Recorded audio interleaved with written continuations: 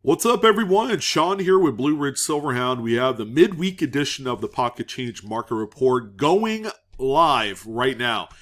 This is for October 25th, 2023. As we are coming to a close here of the month of October, I want to remind you guys that this is the time of year that a lot of people are going back out there looking for coin rolls from the bank. They're doing the shows. They're doing the coin shops. This is the bread and butter of the entire year. All right. So I wanted to let you guys know that. Generally, it's pretty active all the way up until about the second week of December. And yeah, it's not too late to get in to look for some of these errors and varieties that we are going to discuss here today on the latest edition of the Pocket Change Market Report. So quick little, informational about what this video is. If you can find it out there in circulation, you can sell it. All right. These are some of the more relevant U.S. mint errors and also die varieties of U.S. coins that are traditionally found out there. And yeah, this is all a byproduct of some pretty good U.S. mint screw-ups that's benefiting to our cause of going out there, adding something really nice to our collection, or for the purpose of reselling, all right, which is huge right now. A lot of people are looking to do this little side hustle to help supplement their current 9-to-5, and this might be it for you, all right? Again, a lot of it, I would say 90% is educational. Once you get that all figured out, then you're good to go with the other 10%, which is kind of monetizing on this. And hopefully this is what that video does, is that it gets you guys incentivized to learn more about how mint errors and die varieties occur. All right. And there's plenty of other resources on the net regarding, how coins are produced at the mint. There's really awesome videos that you guys should check out. That'll certainly help your cause. But getting back to this, we take about the last 24 to 48 hours of eBay auction activity. We go ahead and put a compilative report for you.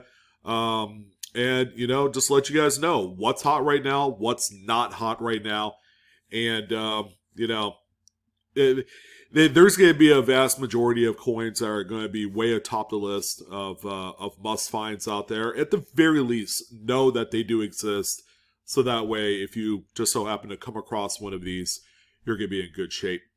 As always, we also say that there's no need to grade any of these coins. That's just simply not a necessity. Grading means you're willing to invest more money into possibly doing something that may not enhance the value of these errors and varieties. Okay, number one. Number two, all of the pictures that we see here today are original to the respective sellers' listings. We didn't juice or doctor any of these photos to make them look better. You are going to get the best and the worst photos in this particular video. All right, that'll at least give you a little insight, maybe figure out a baseline of what the expectation is going to be when you go to sell on eBay. All right, so we do have a little bit of a whatnot calendar of events. We did have our Unsearched Scent Roll Showcase Part 4. This was last night. Another pretty big show. We'll have another one, not next Tuesday, but we're going to kind of meld together the Unsearched Scent Roll Showcase Part 5 and then our Friday coin auction for next week. But we do have a show coming up here this Friday, October 27th. It's going to highlight some really nice world and U.S. type coins all in one show. There's going to be plenty to go around. So if you're looking to pick up some pieces for, hopefully an affordable price, that might be the place to go. Plus, we're going to have some rarities on there as well. I love putting a few of those in there just so that it's not just a, kind of like a low budget type affair. But there's going to be a lot of stuff for you guys to love. So come check it out. I'll have my referral link down below in the description box. In case you want to sign up, you'll receive $15 in store credit if you use my referral link.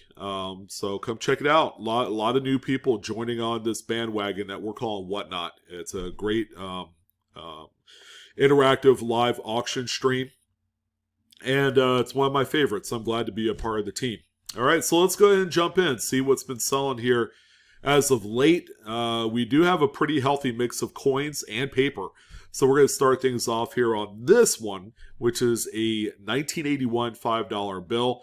So yeah, definitely something going on here. You can see that the overprint, half of it's on the left side, but there's nothing on the right. The green district seal and the other set of serial numbers is completely missing here. What ended up happening was that the subject sheet was folded over and then subsequently printed on. So when you flip the note over, look at the reverse, you can see the full green district seal along with the partial serial number right on there. This is pretty neat. A lot of people do grade these. This one just so happens to be raw. And there's nothing wrong with that. This one ended up selling for $225.25. Again, just kind of showing you guys that you don't need to grade things like this. This is what I would consider to be a kind of like a medium to high tier type of error in the paper money world. And, you know, as long as it's attributable, if it's a variety or if it's diagnosed properly for an error, then you have no problem selling it. And not to mention that the note has seen quite a fair amount of circulation. Kind of find it hard to believe that this thing had seen the paces of daily commerce before it was finally plucked out of change. So really nice sale, a very, very dramatic error. And you just never know where you're going to find these. You know, you can find them in circulation. You can find them at the shops and shows. And, you know, just make what you do. You know, buy them for as cheap as you can and then resell them or add them to your collection. Now, here's one that has gone undetected to a lot of folks that search through Lincoln Cents. This is a 1931D Lincoln Wheat Cent. It's a date that we don't see come across too often, although if you're a searcher of big bulk bags of Lincoln Wheat Cents, you might be able to find something like this. So what's so special about this one? It just looks like a regular circulating coin. Glad you asked. Well, look real closely at the mint mark, and you're going to see a repunched mint mark. Not once, but twice on here. So this is RPM number 1. It's a D over D over D. The secondary Denver mint mark is punched north, and then the third mint mark is punched to the west. So quite dramatic. And again, a 1931D. This is a date that not too many people even consider looking closer at. You might want to do that here. This coin sold for $26.40. Otherwise, it would be a coin worth about 50 cents. Because even though it's not a date that we generally see out in circulation or going through wheat cent bags, it's common enough that you could pick one up relatively inexpensively in circulating condition. All right, so pretty neat one here. This is just, yeah, again, another type of variety that exists out there in pretty decent numbers. All right, here's our first coin U.S. Mint error, 1987P. It's the Philadelphia Minted Washington Quarter. And yeah, this one is struck off center, probably about 10%. A pretty cool effect, quite dramatic. And, you know, as we all know, broad strikes and off-center strike errors, these are two niches that are generally assembled by date. All right, so everybody's looking for one of each type of date of this error type. 87P, while not rare, isn't the most common date either. So, you know, this one right here ended up selling for $40, which indicates that it is kind of like right in the middle. Maybe more toward the uncommon side of things, but a really cool U.S. Mint error here. And, you know, these have come out of circulation before. You know, a quarter box with a bunch of rolls in it might have one of these in there. All right, here's our next piece of paper, this time a 1995 $10 bill. And this one's pretty easy to see here. When you look at the front of the note, you're going to see a pretty dramatic misalignment of the overprint. So things like the serial number and the district seal on the right side is quite a bit far south there. Now, it doesn't look too terribly crazy. The note appears to also be miscut, but I think that's more a case of the misalignment here. And now that I look at it more, it might be a misalignment of the overall second print, which is the base print of the front of the note. When we look at the back, you can see that this is perfectly centered here. This is generally the first print applied to a subject sheet. So this one right here ended up selling for $99. Again, any sort of misaligned print is highly desired. It's quite collectible in the paper money scene, and this is kind of like one of the mid-tier type errors that collectors do adore, and they've put some pretty healthy money into these as a result.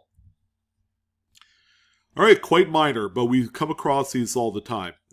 You'd be hard-pressed not to at least find one every time we go through a box of coin, whether it's pennies, nickels, dimes, quarters, you name it.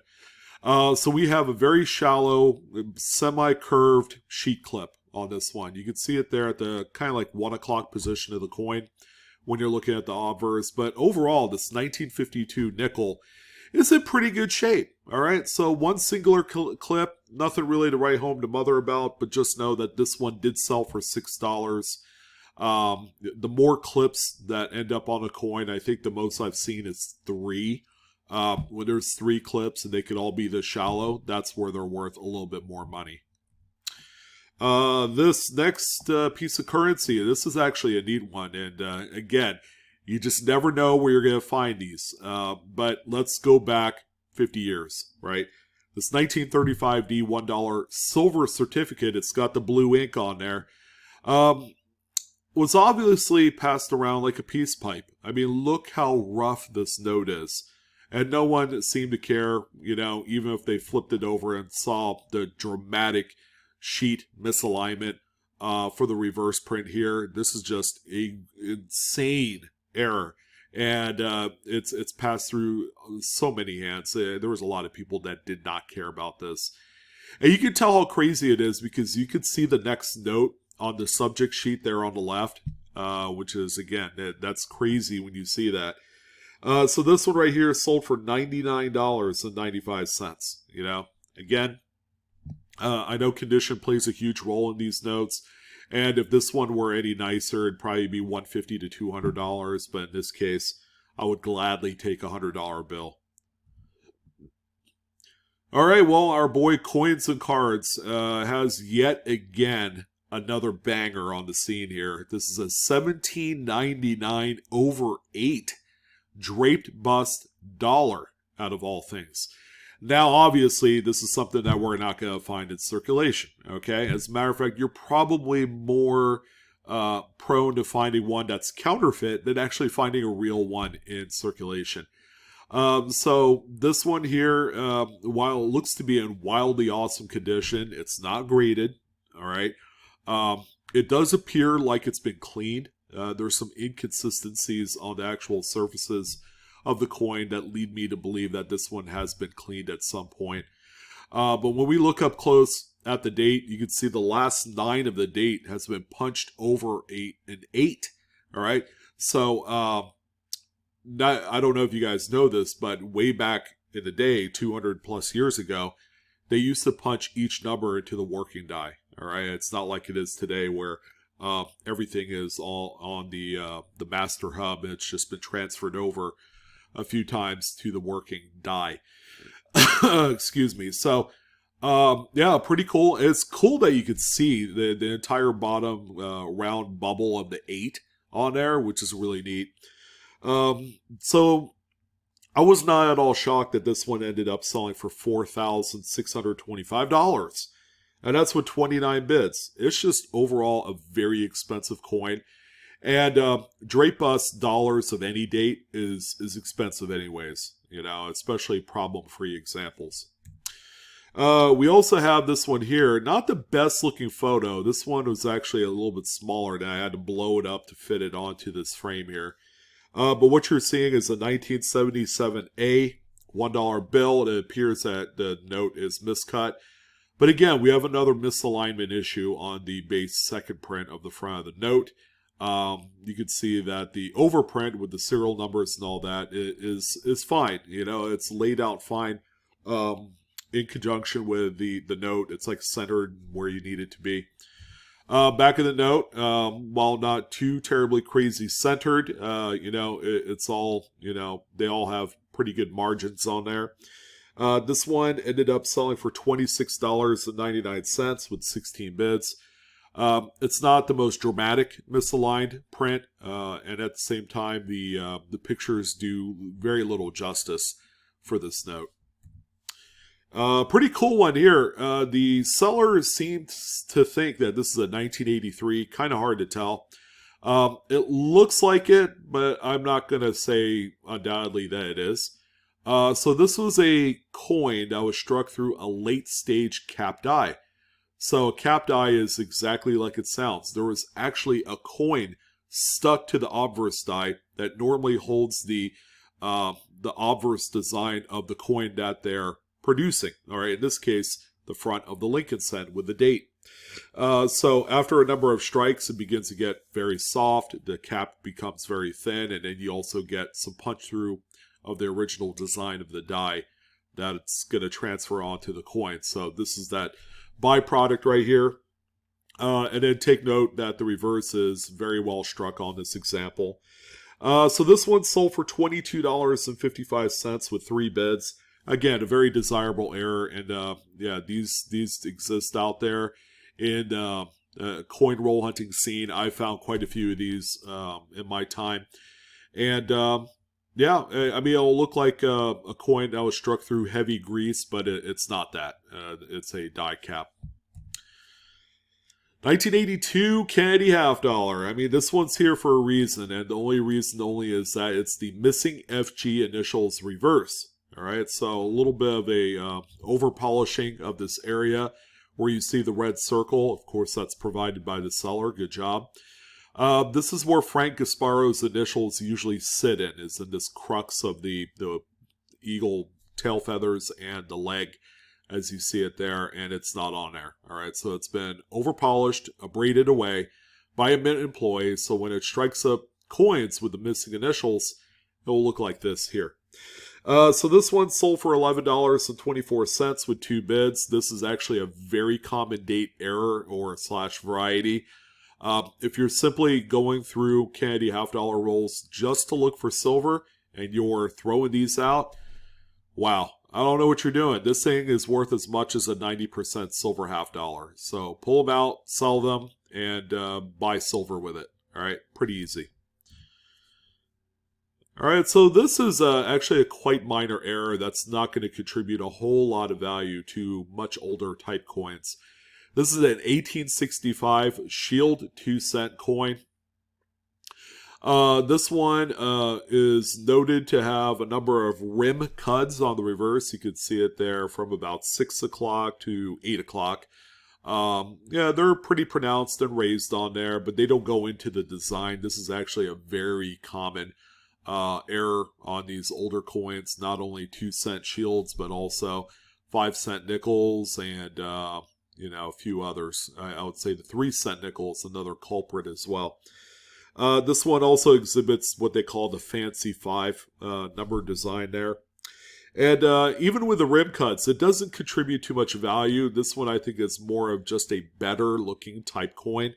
It looks to be about very fine with full motto, and the lines on the shield look pretty pronounced. So this one sold for $42.49 with 15 bids.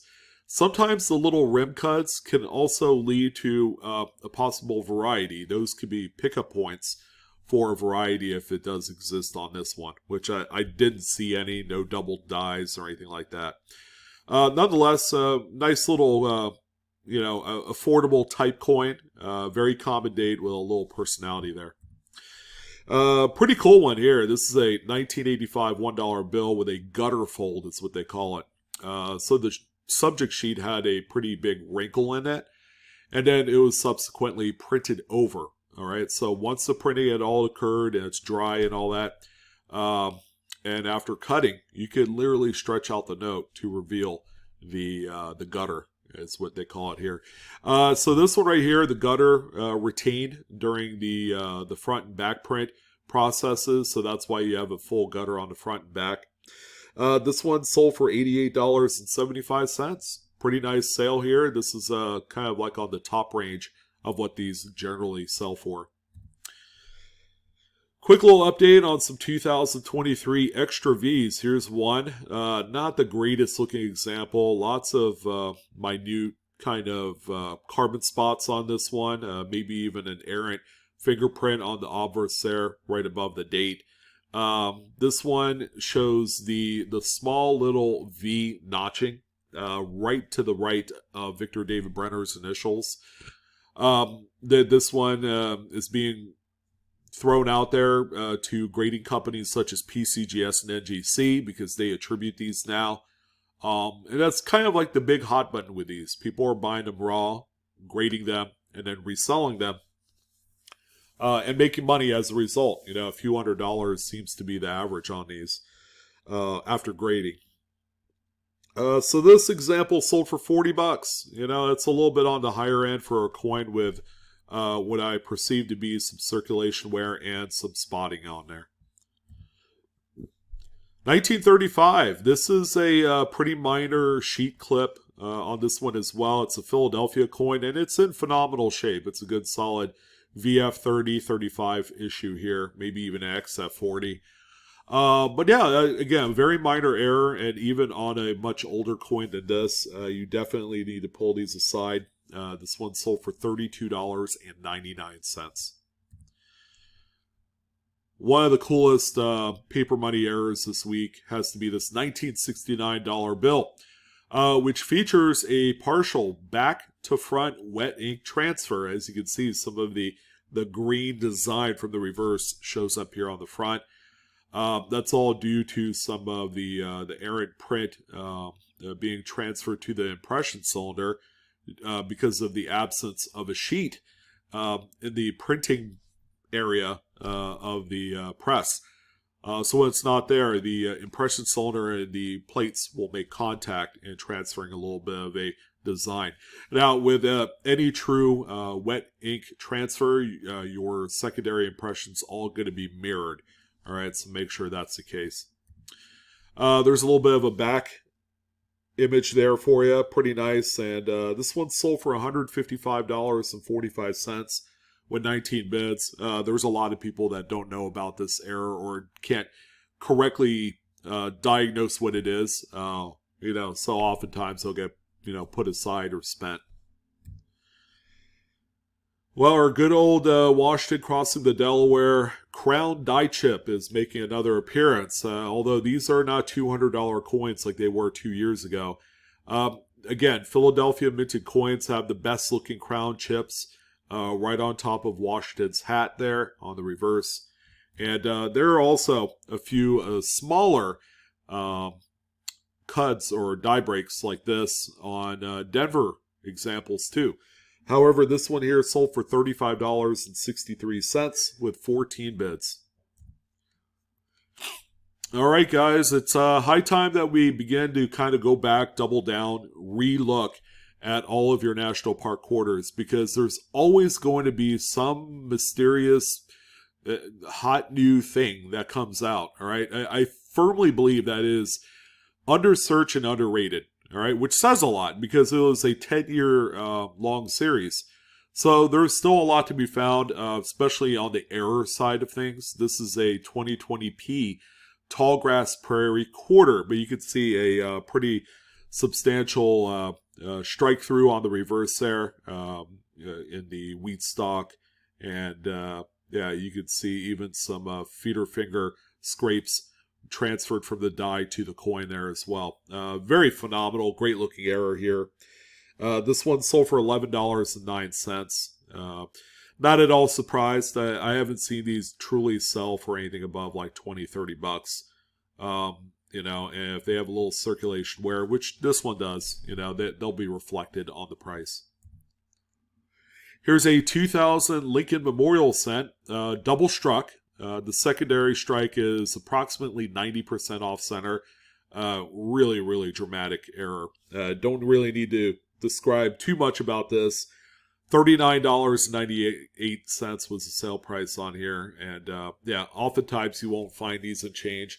But you might come across a coin dealer that, might have it as a bargain bin basement type of item because they particularly don't like errors or varieties. So this might be an opportunity for you to wheel and deal and get this one on the cheap. Well, 2 shots here at a silver certificate. This is a huge one too. So this is a 1957 series. Take a look at the serial number on both there. So you're going to see a pretty noticeable difference in the first couple numbers. The second number, as a matter of fact, is the one that draws your eye. It's a mismatched serial number. All right, they're supposed to be the same. You might even come across one where the letters are also mismatched as well. All right, so yeah, this one, again, much like the previous silver certificate, this one had, been around the block a few times. It's got quite a bit of folds and wrinkles all over the place. There's a little bit of an image on the back showing more of that circulation wear. This one sold for $295.95 with 28 total bids. Tons of interest on this one. 1954S, Lincoln Wheat Cent. One of my favorite dates to kind of hunt around. There was a lot of them during the 50s. So on this particular piece here, when you look at it, it looks to be in pretty nice shape. A few little minor, spots and things like that. But, when we look up close, you got to check out for Repunched mintmarks. This one is RPM number 3. The secondary San Francisco mintmark has been punched north and west of the primary. You can see that bottom curl of the S right there. Truly magnificent. And this one sold for $17.40. Yep.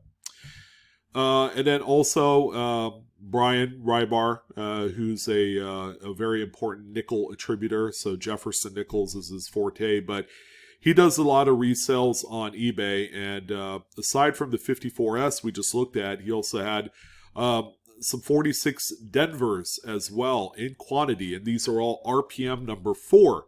All right, this is actually a very nice one. The secondary Denver mint mark is punched north and a little bit east of the primary here. This one sold for, $13.45 was the final sale price. And I believe he has a few more remaining. Here's a ragtag looking Maryland Statehood quarter. It is broadstruck a little bit. And it's a Denver out of all mints.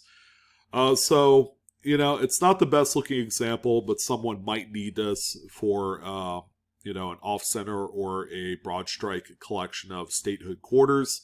Maryland, I've seen quite a bit. It's not particularly rare. This one sold for $22.94. Here's a 1950B $10 bill. It's one of the older ones of the week. And this one is very nice. It's got very nice vivid inks, which is really cool. Let's flip this thing over. Let's see what it looks like. Oh, there you go. There's the money shot. We have a really robust. The inks on this one are really, really dark. A partial front to back wet ink transfer. It's not the whole thing. But see how dark the blacks is on this transfer. This was probably the first sheet that made contact with that residual ink. Because you could see a wet ink transfer over the course of a number of different sheets. Okay, so this is probably sheet 1 after the boo-boo from a BEP press where there was no sheet fed, and then the plates and impression cylinder making contact. So that first touch is always going to be the darkest, most robust color, whether it's green or black or whatever the case may be. This one right here ended up selling for $360. It's my experience that these darker transfers sell for a ton of money. This is kind of like the rarity aspect of it. So when you look at these, kind of gauge the vividness of the inks, and price them accordingly, because don't short sell yourself on these notes. Wow. This is I thought the last gutter fold was quite wide. This one is wider yet. 1977A $1 bill. The note is like half an inch longer, which is crazy. It's like getting a finger operation, and come to find out they added an extra inch to your pointer finger. Yeah, that's what this node looks like here. When we look at the back, you can see that gutter was retained through the back print as well. This one, folks, sold for $83.99. Again, this is a crazy one, because the node is a lot longer because of it. This is a very strong die clash on this 1993 Lincoln Memorial cent. The age-old adage goes, these show up on just about any date of Lincoln's cent. And they're easy money. They also call these prisoner cents, because it looks like Lincoln is, behind bars. But anyways, the coin's in pretty decent shape. It had circulated a little bit, nothing too crazy. There's no damage on it. This one sold for $23.90. Again, turning 1 cent that you had found into 2,400 times face value is not a feat that's easily done. So keep that in mind. This is an awesome coin. Oh boy, well, we haven't seen one in a little bit, but here's a Wilma Mankiller 2022p quarter with the double-sided retain cut die break. So on the front, you can see it up on top of Washington's head. And then the reverse, it goes through the star. It's pretty huge. This one's in really nice shape too. It's not all beat up like it was, in a cash register somewhere. So this one ended up selling for $360.15. Yeah, they've fallen quite hard. They used to be up there $750 to $1,000, when it was first found. But that's to be expected. Yeah, they're available out there if you need one. And yeah, it's always going to be popular. There are a few high-graded specimens out there, which kind of affects the overall market for all the existing raw examples like this one. Well, we didn't have much in the way of cut die breaks, but how about this small date 1982 Lincoln? This one is also a copper from what it looks like. Yeah, the cut is right underneath the date. Pretty nice big-sized piece of the die had fallen off just due to wear and tear. So this particular one sold for $64. All right, that's a very strong amount of money for these things. Again, cuds are kings. I say that on every single episode of the PCMR because it's true. Here's a really crazy dual error. It's not only all center struck, but this 1996 is what the seller says it is also double struck. All right, uniface style, because there's nothing on the back part of that double strike. The secondary strike is about 85% off center. Pretty cool. Again, the more dramatic and crazy the error is, the more likely that it's going to have a lot of secondary market appeal. This one sold for $63 with 16 bids. And the final coin of the day. How about another curved clip on a Buffalo nickel? We had 2 in one show. That just doesn't really happen. So this one is a little bit more pronounced, showing even a little bit of like lamination woody appeal on the front there, right on top of the Indian's head. And the coin is in phenomenal shape. Call me crazy, but I think this is like AU 53, AU 55, somewhere in that territory. And we're talking still one clip. So where does that get us here? Well, this one, the seller ended up obtaining $56.25 through 20 bids. Wow, what a crazy coin. And it's not even that crazy. I found a few clips like this, and surprisingly, on these older obsolete coins, they add much more value than you realize. All right, well, that's going to go ahead and wrap things up for today. The video is for entertainment purposes only, not financial advice ever. Just have fun with it. And with fun comes the opportunity to sell these because the market's huge. Don't forget, collect and grade responsibly if you're going to do one or the other. All right, I can't stress that enough. But that's going to go ahead and wrap things up today. Would love to hear your thoughts. Do you have a favorite from today's PCMR? And also, ultimately, hopefully this video gives you a little bit of inspiration to go out there and hunt for yourself. There's plenty to find out there, my friends. There's plenty to go around. And there's plenty of money to be thrown your way if you do find some of these coins. But that's it. I am out of here. I am making my exit. Stage left. I'm your host, Sean, with BlueRidgeSilverhound. You guys have been fantastic. Thank you again for all of your views and support. Don't forget to like, share, and subscribe. And I will see you guys on the next coin video. So long.